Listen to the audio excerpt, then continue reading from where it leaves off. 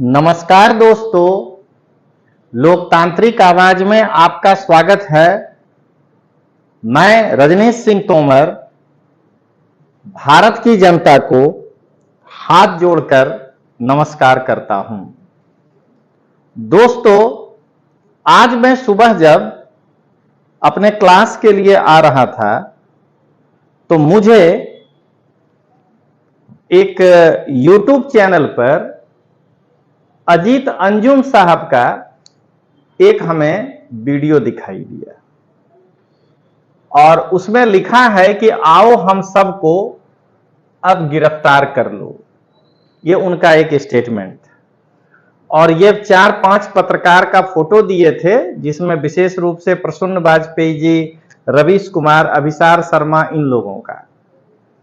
तो मुझे देखकर लगा कि ये पत्रकारिता अब पत्रकारिता इनकी नहीं रही। ये पत्रकारिता अब डायरेक्ट किसी पार्टी का प्रवक्ता हो गया है, या सीधे सीधे जैसे हम लोग सीधा आम आदमी पार्टी का विरोध खुलकर करते हैं, कहते हैं नहीं मैं करता हूं क्योंकि मैं उस विचारधारा को नहीं मानता हूं, लेकिन मैं कोई पत्रकार थोड़े ही हूं। तो अब ये लोग पत्रकार नहीं रह गए। मुझे लगता है कि ये लोग भी अब मेरी तरह ही, ठीक है, किसी पार्टी का विरोध कर रहे हैं। दोस्तों जरा ये देखिए, आज इनका ये एक YouTube पर व्याख्यान था जिसमें ये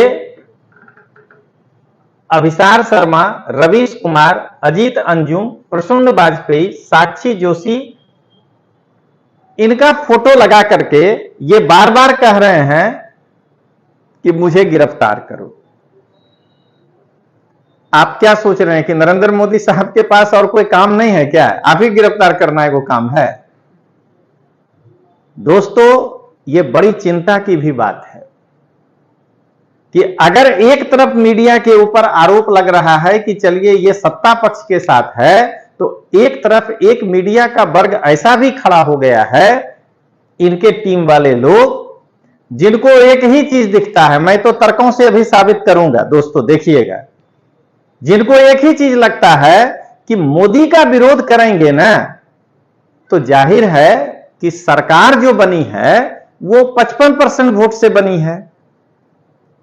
55% वोट आने पर कोई भी व्यक्ति सत्ता में चला गया, 52% वोट आने पर सत्ता में चला गया, या बहुदलीय शासन व्यवस्था में 42% लोग भी किसी को साथ दे दिए तो वो सत्ता में चले गए। तो जो नहीं उस पार्टी को वोट दिए वो हमें सुनेंगे, YouTube में मेरा व्यूअरशिप बढ़ेगा और हम मोनेटाइज किए हुए हैं और लाखों रुपया कमाएंगे। तो अब ये पत्रकारिता नहीं रह गया है।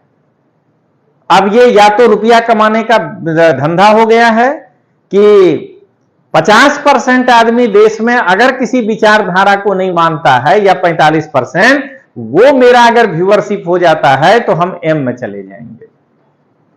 सबसे पहले दोस्तों, प्रसून वाजपेयी जी का तो पूरा वीडियो ही बाहर हुआ था कि वो आम आदमी पार्टी के अरविंद केजरीवाल जी के साथ बैठ करके किस तरह से डिस्कस कर रहे थे कि हम कौन सा प्रश्न पूछें और कौन सा नहीं पूछें। आज मैं दोस्तों आपको ये बताने जा रहा हूं कि रवीश कुमार और ये अजीत अंजुम जी स्वयं, इनके मैं 5 वीडियो का हेडिंग दिखाऊंगा और मैं इनसे प्रश्न पूछूंगा कि यही मिलता जुलता वीडियो आप जो है किसी दूसरे पार्टी से क्यों नहीं पूछे हैं। आपकी पत्रकारिता अगर तटस्थ है, रवीश कुमार अभी 3 दिन पहले जो अविश्वास प्रस्ताव आया था उस पर एक हेडिंग बनाए थे कि पीएम के भाषण में का बात। सबसे पहले तो आप एक पत्रकार हैं, नेहा सिंह राठौर का हेडिंग क्यों चुरा रहे हैं? आप पत्रकार हैं ना, आपको अपना हेडिंग बनाने आता है ना, तो आप अपना हेडिंग बनाते हैं ना, आप किसी का चुरा क्यों रहे हैं? तो उसके बाद उनके जैसा गाने लगिए आप। मैं रवीश कुमार से इस प्रश्न पर एक ही प्रश्न पूछ रहा हूं कि पीएम के भाषण में काबा ये आपको दिख गया, और जिस दिन दिल्ली के जनता की गाढ़ी कमाई के टैक्स से अरविंद केजरीवाल ने स्पेशल सेशन दिल्ली में बुला करके चौथी पास राजा का कहानी सुना करके पूरे दिन दिल्ली विधानसभा में जो है एक भी काम नहीं किया और ये कहानी सुनाते रहा। उस दिन आपने ऐसा कुछ बनाया था कि दिल्ली के सीएम के भाषण में काबा, मतलब सत्ता से ही प्रश्न पूछना है। मैं बार बार कह रहा हूं कि क्या आप जहां पढ़े थे पत्रकारिता, उसमें सत्ता का मतलब केवल जो है नरेंद्र मोदी ही सिखाया गया है, कि सत्ता का मतलब दिल्ली की भी सरकार होती है, बिहार की भी सरकार होती है, गुजरात की भी सरकार होती है और राजस्थान की भी सरकार होती है। तो अगर प्रधानमंत्री जी का भाषण आपको नहीं लग रहा है कि उसमें कुछ है, तो वो चौथी पास राजा का कहानी कौन सा गुणवत्ता युक्त वाला कहानी था जो आपने उस पर प्रश्न नहीं पूछा केजरीवाल से? क्यों? आपको भी राज्यसभा में जाना है क्या पंजाब से? सबसे पहले आप ये बताइए। तो दोस्तों, मैं आज 5 केवल आपको दिखाना चाहता हूं, जिससे आपको आइडिया लग जाएगा कि एक्चुअली एक पत्रकार की ऐसी बिरादरी तैयार हो गई है जिसको यह लग रहा है कि या तो विपक्ष ही हमको राज्यसभा में भेज दे, उसका हम इतना चाटुकारिता करें, या जो एंटी मोदी लोग हैं वो कहीं भी होगा। अरे कोई ऐसा देश नहीं है जहां की प्रधानमंत्री कोई बन जाए या राष्ट्रपति तो उनके विरोध में वोटिंग नहीं पड़ता है। उनसे ज्यादा व्यूअरशिप लेकर के और यूट्यूब से हम ज्यादा से ज्यादा पैसा कमाएं। आज ये यही, लेकिन ये इस बात को नहीं समझ पा रहे हैं कि इस सोशल मीडिया के जमाना में जहां इंफॉर्मेशन का प्रवाह आ चुका है, आपके एक एक स्टेप को लोग 2 मिनट में समझ जाएंगे। पीएम के भाषण में काबा और दिल्ली के सीएम के भाषण में बहुत कुछ बात, यही कहना चाह रहे हैं आप? तो यह है, एक देखिए साबित करता है कि यह व्यक्ति तटस्थ नहीं है। मणिपुर पर राहुल स्मृति आमने सामने, यह इन्होंने हेडिंग बनाया, बहुत अच्छा है। इन्होंने यह हेडिंग क्यों नहीं बनाया कि राजस्थान में वहां भी सेम घटना घटा था, राजस्थान में अशोक गहलोत और वसुंधरा राजे आमने सामने, वहां भी बनाना चाहिए था ना। इन्होंने ये क्यों नहीं बनाया कि बंगाल के मुद्दे पर दीदी और भारतीय जनता पार्टी के एक नेता का नाम रख देते आमने सामने? उस पर वीडियो क्यों नहीं बनता है आपसे वीडियो एक ही जगह का क्यों बन रहा है? इसका मतलब है कि कहीं आप भी इंडी-ए का अनऑथराइज्ड पार्ट तो नहीं है। सबसे पहले यह समझना है। आज मैं अपने जो मेरे छोटे से फॉलोअर का ग्रुप है और जो हमें आज के बाद इस वीडियो में देखेंगे, उनको मैं आगाह करना चाहता हूं कि इनके न्यूज को मत देखा करिए, कोई दम नहीं है। सिवाय जो है एक ही है कि विपक्षी दल का चाटुकारिता करना है और नरेंद्र मोदी के शिकायत में कुछ न कुछ बोलना है। अब आइए दोस्तों, इनके तीसरे प्रश्न को दिखाता हूं। मोदी की हार और राहुल की जीत, मतलब अविश्वास प्रस्ताव में राहुल गांधी 125 जो वोट नहीं ला पाया, बीच सदन से उठकर चला गया, फेस करने का हिम्मत नहीं हुआ और राहुल की जीत हो गई। इतना अकल कहां से लाते हो रवीश भैया? इतनी पढ़ाई कहां से पढ़ के आए हो कि तुम्हारे दिमाग को आदमी नहीं पढ़ पाएगा? कभी तुम्हारे फैन हुआ करते थे दोस्त, लेकिन जब से तुम इस फील्ड में उतर गए हो ये करने के लिए, तब से जो है ना तुम पकड़ा गए हो यार, कि 14 के पहले भी तुम यही कर रहे थे और आज भी तुम यही कर रहे हो। अविश्वास प्रस्ताव में किसकी जीत हुई वो सदन तय किया ना, काहे नहीं खड़ा हुआ वोट देने के लिए आदमी? ये जो है इनकी बात को देखिए। क्या इन्होंने जिस समय सचिन पायलट और अशोक गहलोत साहब के बीच में समझौता हुआ, उस समय इन्होंने ऐसा वीडियो बनाया कि अशोक गहलोत की हार और सचिन पायलट की जीत, या सचिन पायलट की हार और अशोक गहलोत की जीत? भाई संभल के थोड़ा सा वीडियो बनाइए, तटस्थ नहीं कहलाइएगा। और एक भी डायलॉग आपका जो जरा भी विवेकशील आदमी होगा उसके दिमाग पे नहीं उतरेगा, यह सबसे पहले ध्यान रखिएगा। दोस्तों, इनका अगला देखिए, इन्होंने क्या लिखा है। विपक्ष का इंडिया और भाजपा का भारत। सबसे पहले आप जितना दिन पत्रकारिता किए थे 14 के पहले, आपने एक बार भी कहा यूपीआ? आपने कहा यूपीए। तो फिर आप इसको इंडिया क्यों नहीं कह पा रहे हैं? ये अलायंस है, ये इंडिया नहीं है। आपकी में ये क्षमता क्यों नहीं है? वो वाली पत्रकारिता कहां गई आपकी? या तो आप 14 तक यूपीआ कह के अगर बुलाए होते तो आज मैं आपकी बात सुनता, इसको इंडिया। इसका मतलब यह है कि आप ये लाइन बोल बोल करके एम तक के दर्शक को यह दिमाग में डालना चाह रहे थे कि यह इंडिया है। कैसे इंडिया है भाई? इंडिया है, यह एक एब्रिविएशन है। हम एब्रिविएशन, इंडिया हमारा एब्रिविएशन है। इंडस नदी के रहने के किनारे रहने के कारण जो है उस तरह का नाम पड़ा है। आप कहां ले जाना चाहते हो लोगों को? और आज इनका सहारा लेके अजीत अंजुम जी कह रहे हैं कि मुझे गिरफ्तार कर लो। आपको क्यों गिरफ्तार करेगा? आप एक्सपोज होइएगा, जितना वीडियो बनाइएगा उतना लोग जो है समझ में आ जाएगा कि आप किस तरफ हैं। आप तटस्थ रहिए। रवीश कुमार ने जिस दिन सिद्धारमैया सीएम बने थे, ये चलाए थे। कौन है कर्नाटक का सीएम? सिद्धारमैया। सिद्धारमैया से ज्यादा जो है सीट लेकर के भूपेंद्र पटेल साहब हमारे गुजरात में आए थे। आपने बनाया।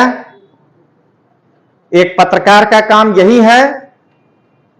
आपने भूपेंद्र पटेल साहब के पहले गोवा में चुनाव हुआ था, आपने बनाया कि कौन है गोवा का सीएम।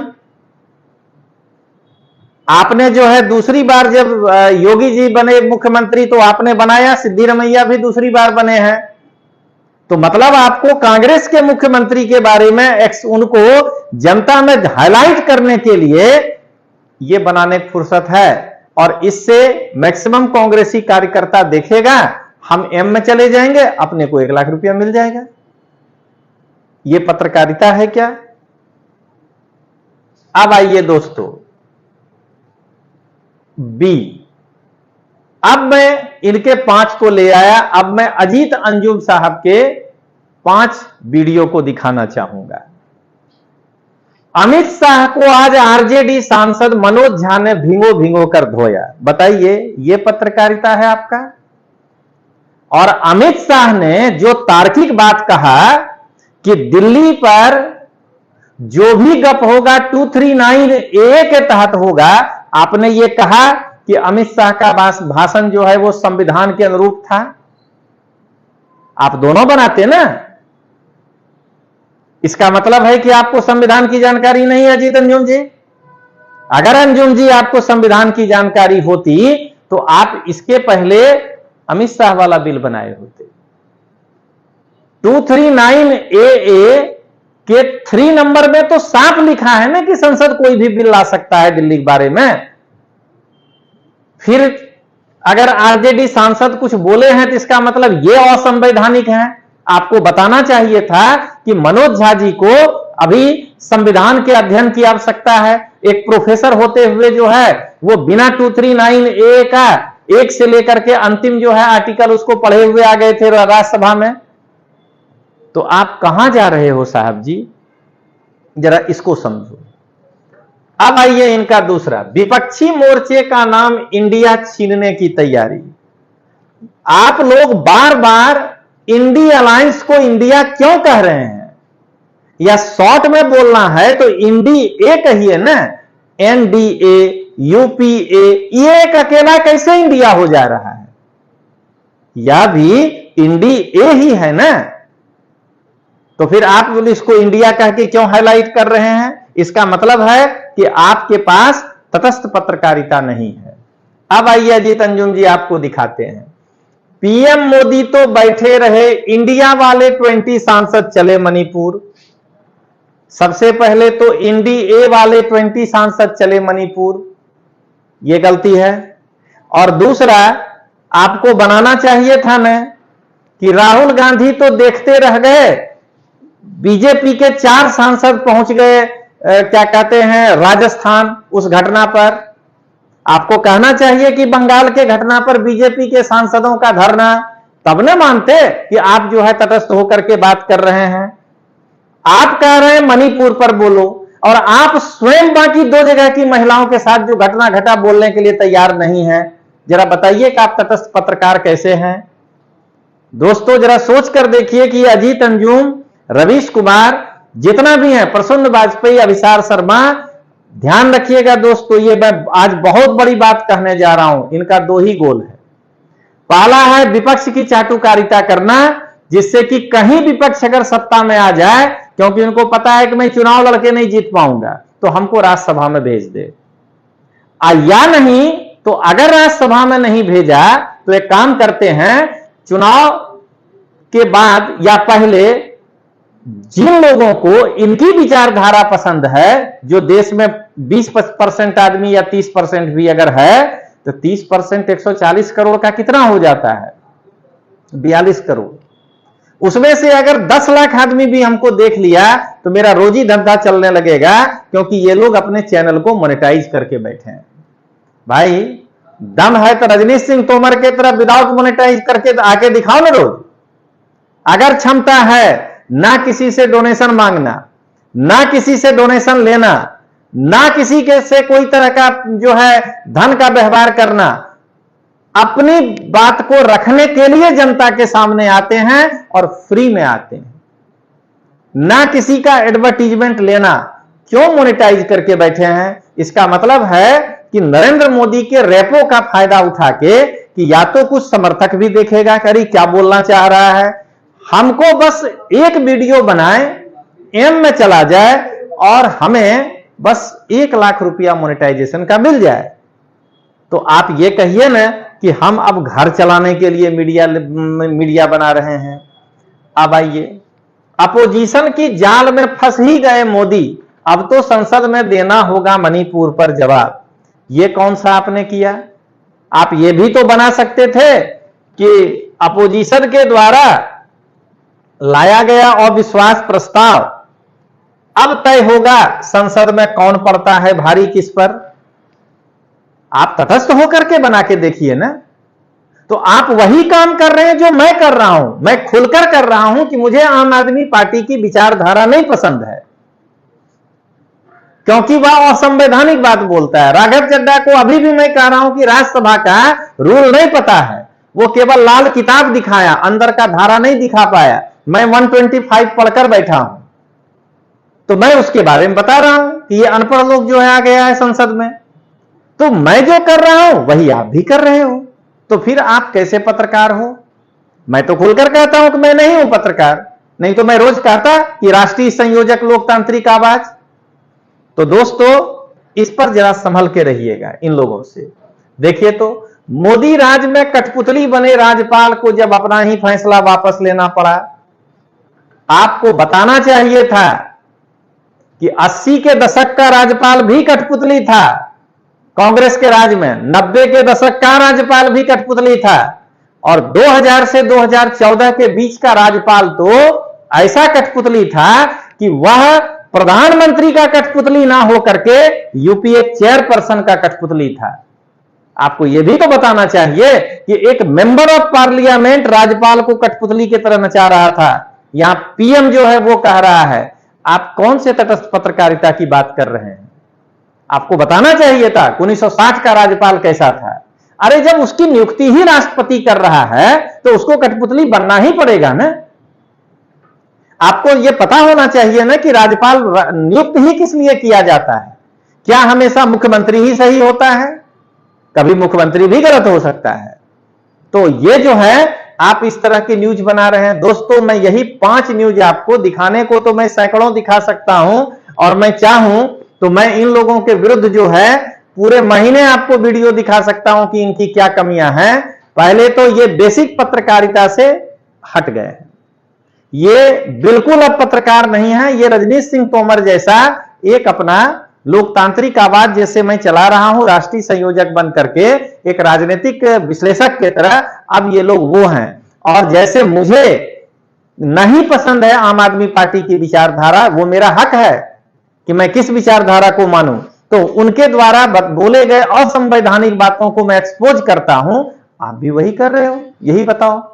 तो चलिए दोस्तों, मिलते हैं। बस मेरे चैनल को प्यार दीजिएगा, और मैं कोई मोनेटाइज करा के नहीं बैठा हूं, लेकिन मैं आपको यही कहूंगा कि ज्यादा से ज्यादा लोग सब्सक्राइब करिए, ताकि मैं इस प्रकार के लोगों का पोल खोलते रहूं और आपको नई नई जानकारी देता रहूं।